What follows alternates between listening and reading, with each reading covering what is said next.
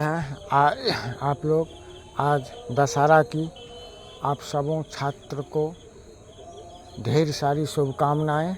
आइए इसी के साथ आज हम लोग एक Krishna tuition centre Birpur YouTube channel पर आज हम लोग संस्कृत शब्द रूप देखेंगे, संस्कृत का शब्द रूप देखेंगे। आज इस क्लास में संस्कृत शब्द रूप के बारे में जानकारी प्राप्त करेंगे। तो आप लोग अधिक से अधिक इस क्लास को शेयर कीजिए, लाइक कीजिए, ताकि यह नोटिफिकेशन सभी आपके दोस्तों के साथ पहुंच सके।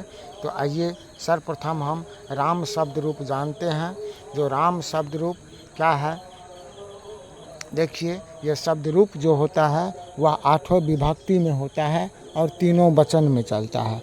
जैसे 8 विभक्ति प्रथमा, द्वितीया, तृतीया, चतुर्थी, पंचमी, षष्ठी, सप्तमी और संबोधन होता है। इसी तरह से एक वचन, द्विवचन और बहुवचन। तो इन सब 8 विभक्ति और वचन में जो है शब्द रूप चलता है। तो पहला है हमारा राम शब्द रूप। यह आकारांत पुल्लिंग शब्द है। या क्या है? आकारांत पुल्लिंग शब्द है। तो प्रथमा विभक्ति में क्या है? जैसे रामः, रामौ, रामा। द्वितीया में क्या हो गया? रामम, रामौ, रामान। तृतीया में रामेन, रामाभ्याम, रामय। चतुर्थी में रामाय, रामाभ्याम, रामैभ्यः। पंचमी में रामात्, रामाभ्याम, रामैभ्यः। षष्ठी में रामस्य, रामयो, रामानाम। सप्तमी में रामय, रामयो, रामेषु। और संबोधन में या प्रथमा विभक्ति का जो होता है वही रूप आ जाता है। तो हो जाएगा हे राम, हे रामो, हे रामा। अब ये आकारांत शब्द यदि हम एक राम शब्द याद कर लिए तो इसी के जैसे जितने भी आकारांत पुल्लिंग शब्द होगा, जैसे बालक है, देव है, गज है, नर है, अश्व है, नहीं श्वान है, ये सब सभी जो है वह राम शब्द के जैसा ही चलेगा। चलिए अब हम लोग आगे दूसरा पढ़ते हैं। दूसरा शब्द रूप हमारा क्या है? दूसरा शब्द रूप है लता। लता क्या है? आकारांत स्त्रीलिंग शब्द है। लता क्या है? आकारांत स्त्रीलिंग शब्द।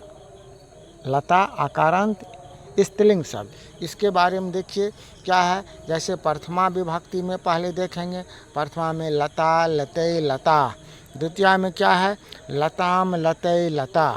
लताम, लते, लता। तृतीया में लतया, लताभ्याम, लताभि। लतया, लताभ्याम, लताभि।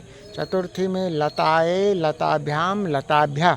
पंचमी में लताया, लताभ्याम, लताभ्य। षष्ठी में लताया, लतियो, लतानाम।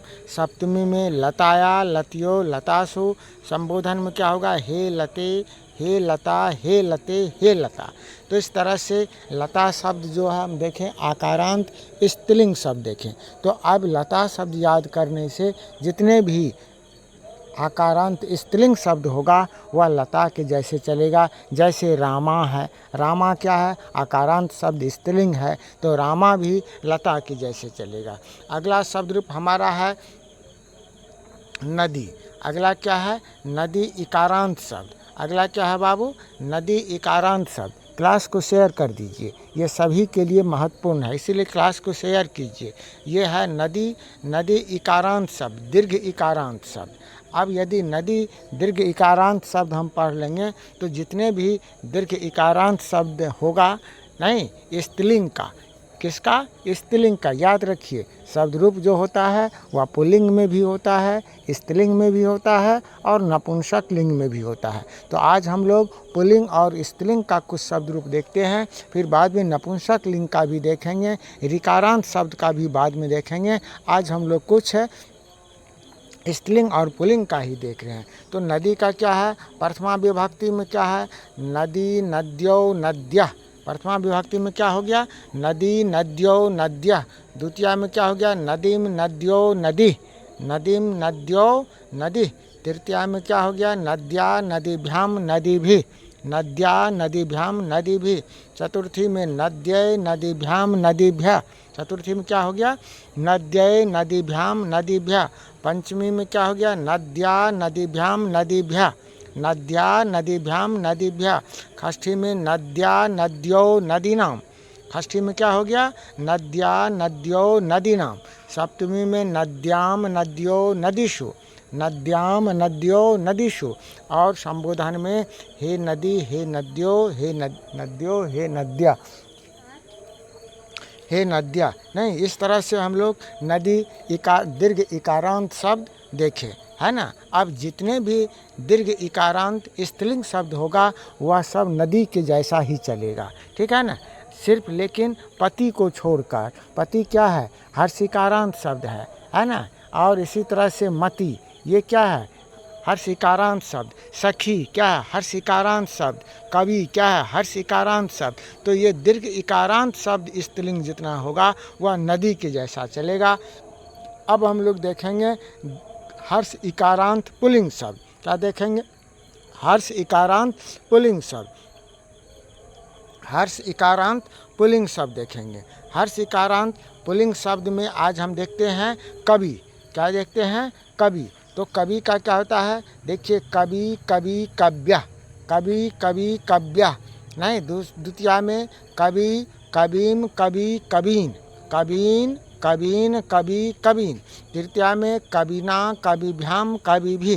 तृतीया में क्या हो गया, कविना, कविभ्याम, कविभी।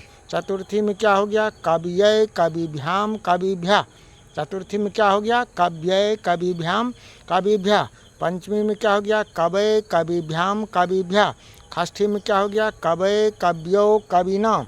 सप्तमी में कवो, कव्यो, कविषु। संबोधन फिर हे कवय, हे कवि, हे कव्य, है ना। तो इस तरह से कवि शब्द रूप याद कर लिए। तो अब देखिए, जैसे हमको कपि पूछ दिया, नहीं तो कपि शब्द भी कवि के जैसे चलेगा। जितना भी हर्ष इकारांत शब्द होगा वह कवि के जैसे चलेगा। जैसे कवि का नहीं है वैसे कपि का, कपि, कपि, कप्यः, कपिम, कपि, कपीन, कपिना, कपिभ्याम, कपिभिः, कप्यय, कपिभ्याम, कपिभ्यः, कपय, कपिभ्याम, कपिभ्यः, कपय, कप्यो, कपिनाम, कपो, कप्यो, कपिषु, है कपय, कपि, कप्य। तो इस तरह से सभी जो है जितना भी हर्ष इकारांत पुल्लिंग शब्द है वह कवि के जैसे चलेगा, ठीक है।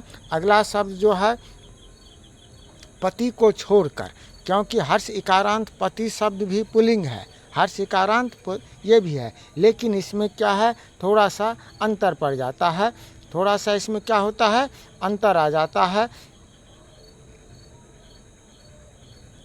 तो ये हम कभी इसको छोड़ करके देखेंगे, ठीक है।